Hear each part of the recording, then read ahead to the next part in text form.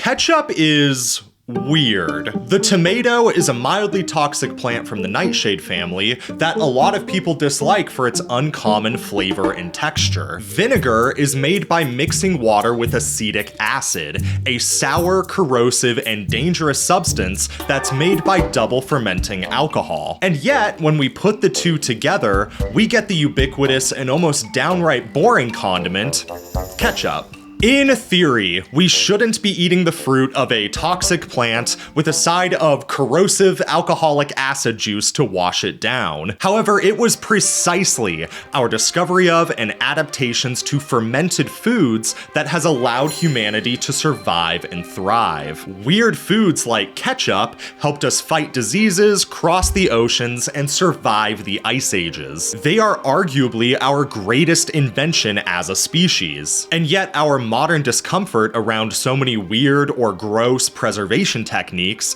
might very well be a driving force behind the decline of our physical health, the destruction of our environment, and our over-reliance on fake corporate food. But before we get into that, I want to take you back to the start of it all. 11,500 years ago, the last glacial period came to an end, and standing proud atop the melting ice was the modern human, who managed to outlive other species on account of our larger brains, development of tools, use of fire, and notably, a mutation that made us lack uricase enzyme. When most mammals consume fruit, honey, or other carbohydrates, they normally produce uric acid in order to break it down. Humans notably don't do that. We use our liver combined with insulin from our pancreas in order to break down fructose, and we aren't particularly good at it. And while that might conjure up images of type 2 diabetes or heart disease in our modern world, it's important to remember that this mutation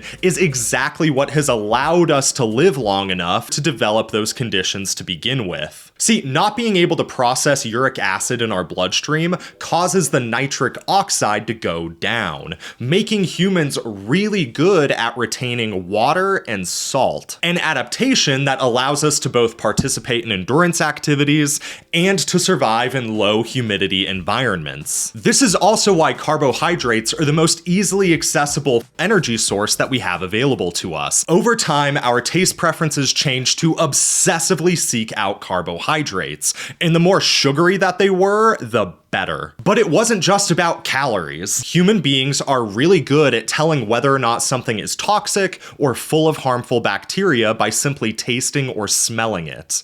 That's why rotting meat is so particularly repulsive to us, because it is chock full of bacteria, and to our noses that signals danger. Sweet flavors, on the other hand, signal that something is safe to eat. Outside of a few fruit seeds with cyanide, licorice root, and funnily enough, antifreeze, there are no other naturally occurring sweet flavors in the environment that are toxic. So sweet signals safety. The flip side of this is also related to why our dopamine receptors in our taste buds are not hardwired to seek out pure water. Despite the extreme importance of water, it has been pretty unsafe to drink in its natural form historically, so we never developed a taste preference for water as a result. And since we can technically get enough water from meat and vegetables in order to not die on the day-to-day, our bodies have pretty much accepted being dehydrated literally all the time as a better trade-off than risking the associated historic dangers with drinking pure water. You should drink water, by the way, like it's good for you, but historic humans have often had to find ways to keep themselves hydrated without risking waterborne illnesses, which leads us to alcohol, the first weird food that saved humanity. There's this folk idea in history that honey wine, also known as mead, was the first alcoholic beverage discovered by people. Whether or not that's true is unimportant, but the story goes that after especially bad rainstorms, people would find knocked over beehives in puddles below trees. Puddles that were now mixed with honey. People would gather that honey water up and then noticed that as more and more time passed, it developed a clearer color, tasted better, and was less less likely to make you sick after you drank it. And drinking this old honey water was especially good at helping you put on body fat before the winter, which is something that really mattered when you're living in survival mode. So this was likely how alcohol was discovered, and it wouldn't have taken long for people to figure out that this could be done with virtually any carbohydrate available. Honey could be turned into mead, fruits could be turned into wine, and grains could be turned into beer. And yes, people knew that drinking too much of it too quickly was dangerous, but the historic benefits of alcohol absolutely outweighed the risk for ancient peoples. Also, alcohol was a sterilizing solution, meaning that it could be used to transport water safely. And it could be made with the fruits and grains that were no longer good for eating, meaning that you could turn old foods into alcohol without being forced to waste them. And I know that we're delving into iffy territory here, but alcohol is also an aphrodisiac, meaning that it puts people in the mood to perpetuate the species. In fact, there's a folk belief that the term honeymoon comes from the fact that 16th century European newlyweds would be given a month-long supply of mead in order to push the process of baby making along, especially after arranged marriages where the couple might not know each other and therefore not be comfortable enough to, well, you know, make babies without a little help. Anyway, despite its danger, alcohol has been extremely important to the survival of humanity. Not only because of things like beer and wine, but because alcohol is what we use to make vinegar. Ethanol, which is just the chemistry term for alcohol, is made by yeast breaking down sugars. Yeast are eukaryotic fungi in the air that really like to eat carbohydrates. And when they do that, they release both carbon dioxide and ethanol as a byproduct. This is actually why adding yeast makes bread rise, because that carbon dioxide gets stuck inside of the dough as the bread is being cooked. That's also why alcohol has a tendency to, well, explode when it's opened from a sealed container, and is why you put an airlock on alcohol that you're currently fermenting, so that the CO2 can be let out while the ethanol stays in. Now, if you were to take that ethanol and then oxidize it, that allows it to double ferment, creating a compound known as acetic acid, or known more commonly by its Latin-based name, vinegar, which means sour wine. Vinegar absolutely changed the game for food preservation and made it so that you could sterilize foods and give them an almost permanent shelf life if stored correctly. Ketchup is a great example of this. This tomato is chock full of vitamin C, beta carotene, folates, and other good stuff. But if I leave it on my shelf for a week, it's going to rot and I'll no longer be able to get those vitamins. So what do I do instead? Well, I could technically turn it into tomato wine, which on top of being gross is also dangerous and not safe for children. Or I could mix it with vinegar and make ketchup, which tastes totally inoffensive and happens to pair great with potatoes, which have a much longer shelf life than tomatoes do. And so now, instead of having to get all of your vitamin C whenever fruits happen to be ripe during the year, you can create sauces and get access to vitamins literally any time of the year. This can actually be done with eggs as well in order to preserve protein through the winter, which is something that we'll get to when we talk about mayonnaise and eggnog. But I want to stress that alcohol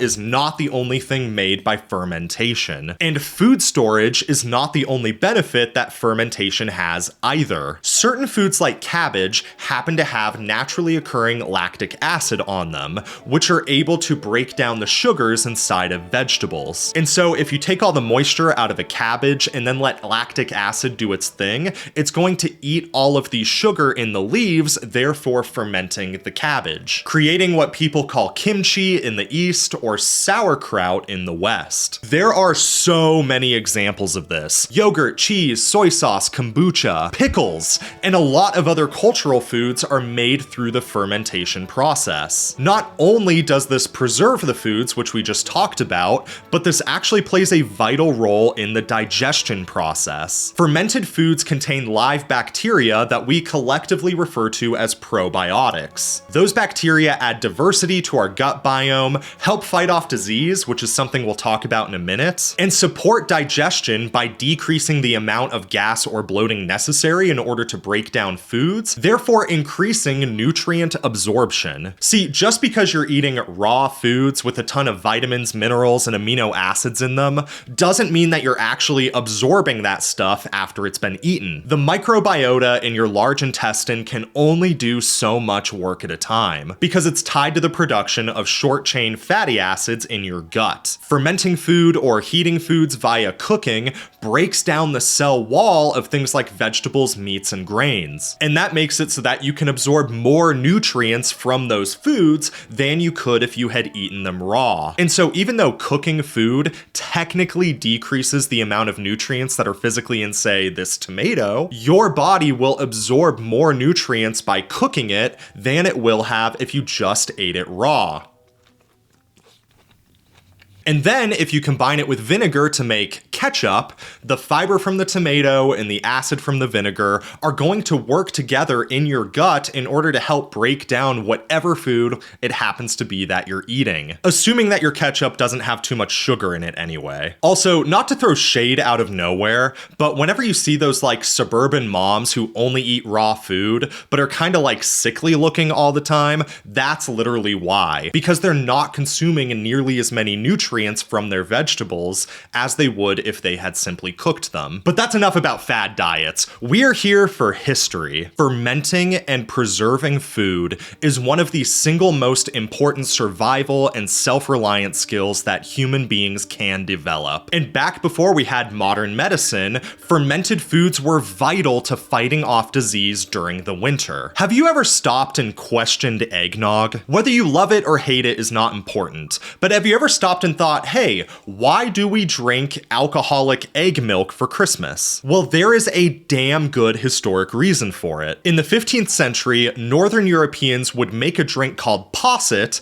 in order to fight off cold and flu symptoms during the winter. Milk would be brought up to a boil, and then wine or ale would be added to it in order to curdle it. Then spices like nutmeg, cloves, and cinnamon would be added because they are natural preservatives that have antibacterial, antifungal, and antiviral properties. Drinking that when it was hot was really effective at heating and hydrating the body, which would help break down mucus, stop fevers, and would function as a natural sedative that encouraged rest and healing as a result of the alcohol and nutmeg. That's actually why more than a teaspoon of nutmeg can be toxic to children, by the way, because it contains neurotoxic compounds that can induce seizures, comas, and sometimes even death in shockingly small quantities. Super tragic. I don't want to downplay that at all. But the historic ramifications of the flu season were far more tragic at scale and worth the risk. Before flu shots and antibiotics became widely available in the 1940s, nearly 1 in every 5 children in Europe and America died of the flu before age 5, largely as a result of developing pneumonia or secondary infections. And sure, these home remedies weren't actually making the sickness go away,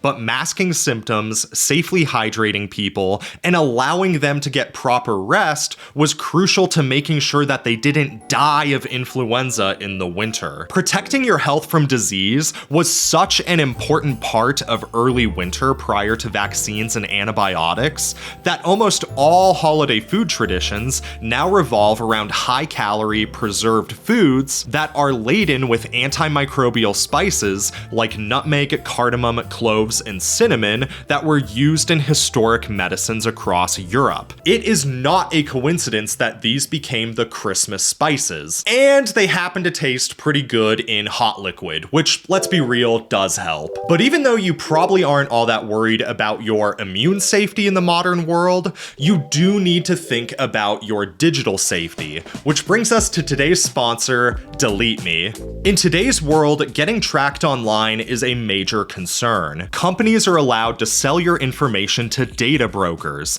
and then literally anyone is allowed to buy that data from them, opening you and your loved ones up to a whole host of potential privacy and security concerns. DeleteMe empowers individuals to reclaim their privacy by removing personal data from online sources, including but not limited to things like your address, phone number, occupation, and even your relatives. I used to track employment scams for a living, and am well aware of how things like online job applications are used to mine your data. So I have been personally using DeleteMe because they have been the #1 data removal service since 2011. And I'm pleased to announce that they have a special offer for viewers of this channel. Get 20% off a consumer plan by going to joindeleteme.com/urgently and use code urgently at checkout. Once you've signed up, their data experts will find and remove your personal information from hundreds of data broker websites, and you'll receive your first detailed report in 7 days. Again, that's joindeleteme.com/urgently and code urgently to get 20% off a consumer plan, which you can access via the QR code on the screen or my link in the description. Thank you again to DeleteMe for sponsoring this video. Mayonnaise and eggnog are the butt end of a lot of jokes online, mostly associating them with white people food, despite at least mayonnaise's incredible popularity in East Asia. But putting jokes aside, it is incredible what a testament those foods are to the development of food preservation as an act of self-reliance. From a historical perspective, especially in the West, the ability to safely preserve protein and dairy throughout the winter is absolutely insane. Most chickens stop laying eggs altogether in the winter, and cows really dial down their milk production in the cold weather too. And so if you're living on a homestead where cows and chickens are an effectively free and an effectively daily source of protein, losing that for 3+ months out of the year is a very big deal. So as things like posset and condiment sauces made their way into the Americas throughout the 18th century, the forms of those things that really started to win out were the ones that most closely resembled the foodstuffs that frontier Americans had, namely milk,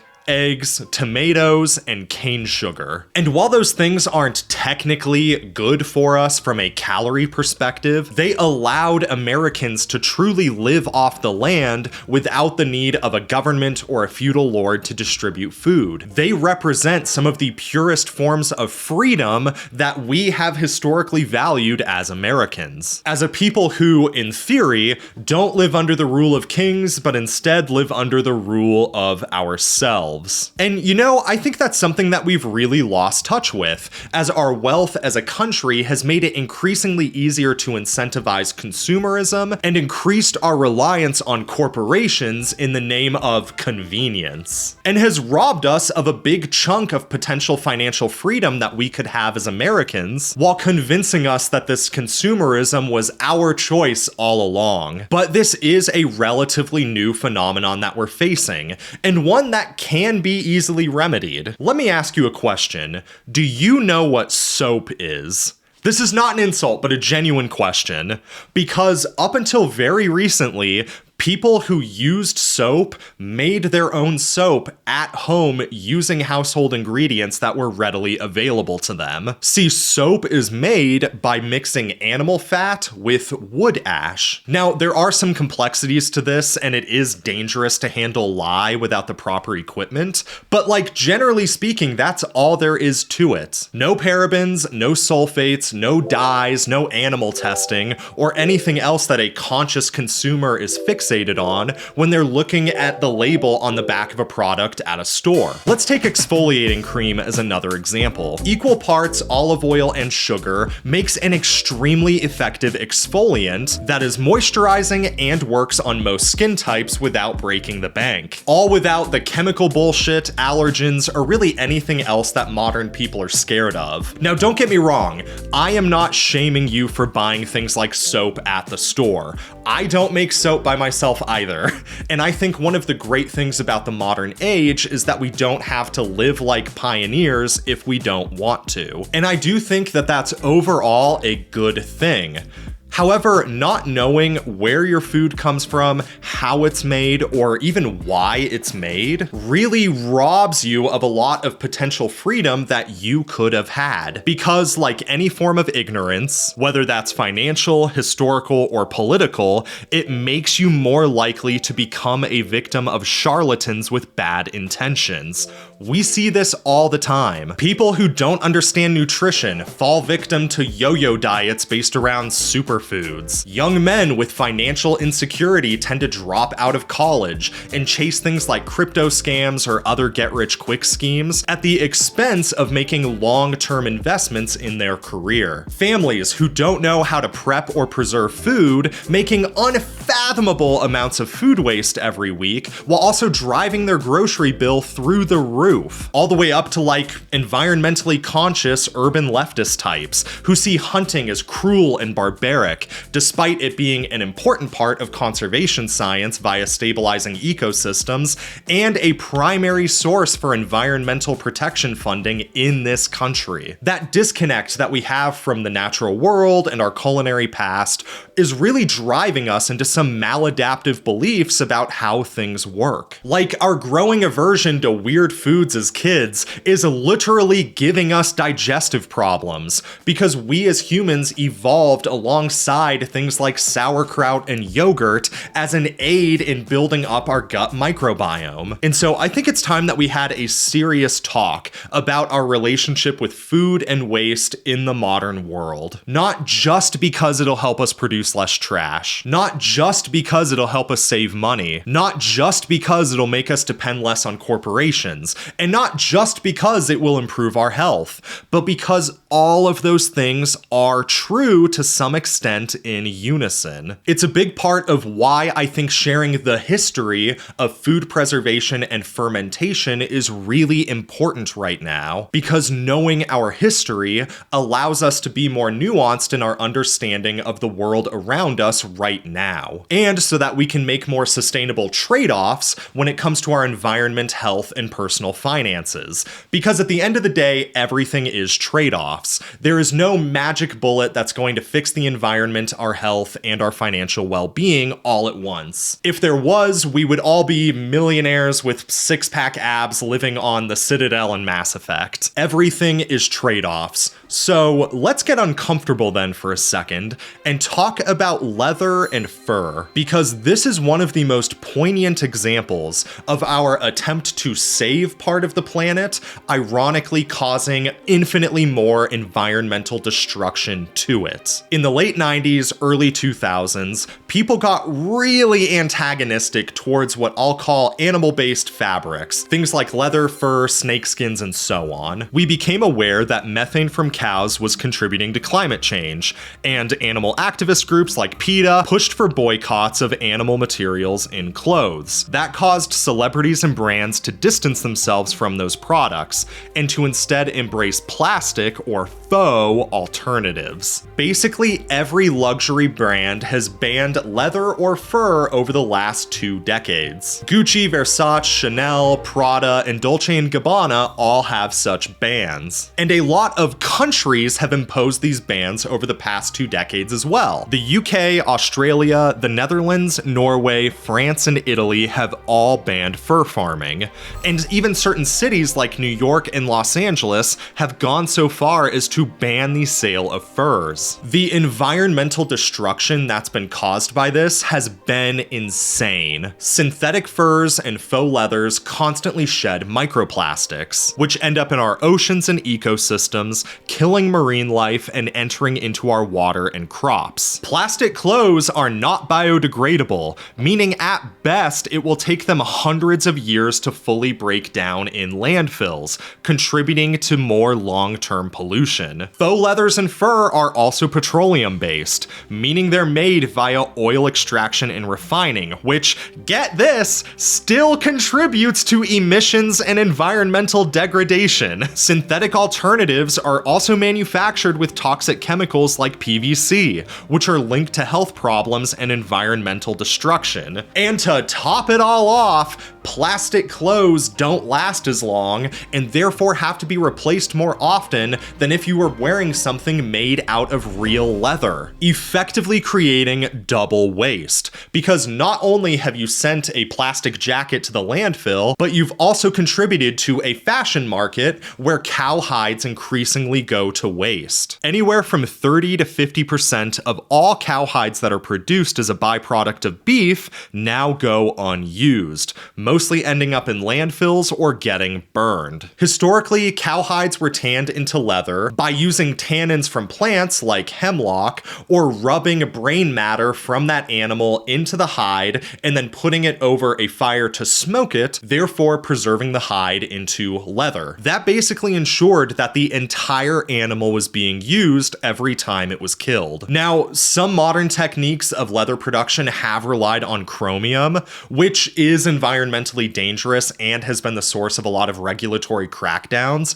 but we really threw the baby out with the bathwater on this one. Instead of replacing the harmful beef industry with something that was environmentally friendly and good for our health, we instead created brand new industries that multiplied the amount of environmental destruction going on, and created brand new diets that don't evolutionarily agree with us, and create even more rates of diabetes and heart disease than we had back when Americans were living primarily off egg, beef, potatoes, and milk. Not to put on the tinfoil hat or anything, but like, the oil companies probably want you to be vegan and wear synthetic clothes, because that's really good for their profits. Anyway, I'm an economist, so I'm always nerding out on these connections, but setting corporate conspiracies aside and bringing it back to ketchup, our history of preserving foods, fermenting foods, and taking steps to make them more bioavailable has unquestionably saved humanity from the brink of peril. And while you don't have to start like pickling things in order to survive in today's world, these methods just might be the key to saving your physical health and your finances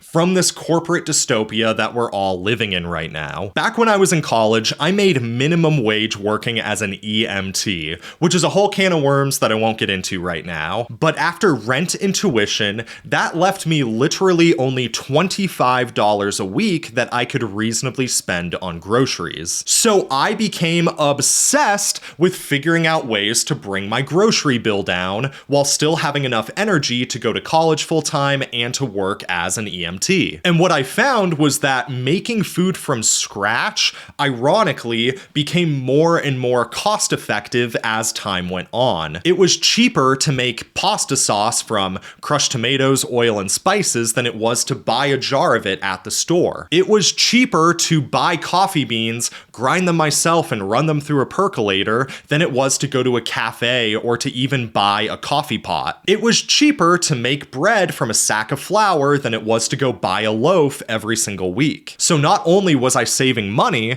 but my food started to taste amazing as I became more and more skilled at making things from scratch with those raw ingredients. And I was in incredible shape at the time, ironically, because I was too poor to even eat like a poor person. I mean, like, look at this guy. That's someone who had an incredibly rich diet while living off only like $20 a week max for food, because he educated himself and was willing to embrace a little self-reliance. And now I'm chubby because I make way too much money and am too willing to order DoorDash every single time I have a stressful day at work. Oh God, I really need to get my shit together. But this isn't about me, okay? This is about you, Brian. An increase in our self-reliance around food can bring us really three big categories of benefits. The first are health benefits. Cooking from scratch allows you total control over your ingredients,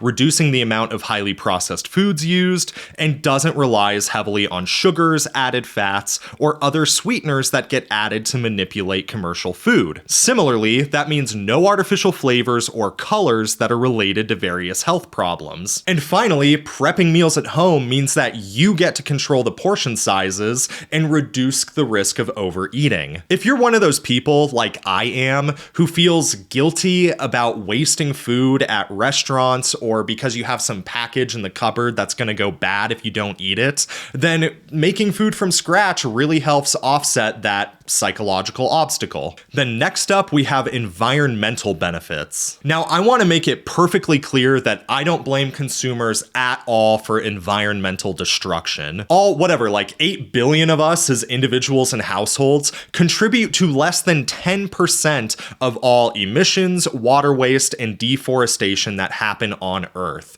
This is absolutely corporations' faults that we're in the climate situation that we are. But if you are concerned about your personal sustainability and impact, then there are some benefits here. Homemade meals reduce your reliance on heavily packaged processed foods, bringing your plastic and overall waste far closer to zero, especially if you have a garden and can compost on top of that. Cooking from whole ingredients, especially if they're locally sourced, cuts down on the emissions caused by food processing and the associated long-distance transportation involved in that process. And if you take the extra step and start gardening or buying from local farmers, then that promotes more eco-friendly agricultural practices in your area. It's good for your yard, it's good for your community, and it's good for you. All around a win-win-win. And then finally, we have financial benefits. Once you know what you are doing, raw ingredients are cheaper than pre-made meals and are way cheaper than anything you could buy at a restaurant. Okay, if making pre-made curry was more expensive than producing sauces of it,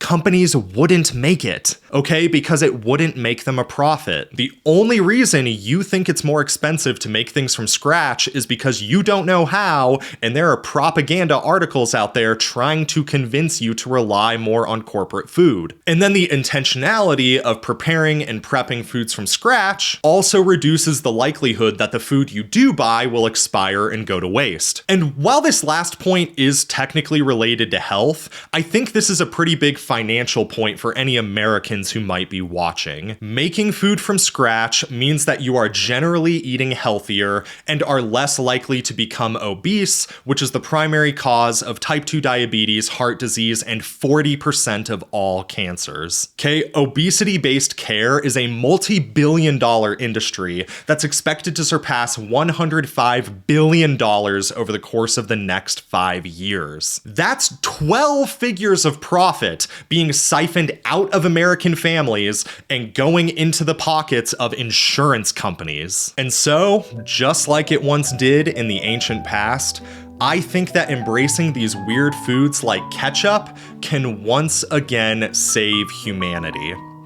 I'll see you in the next video.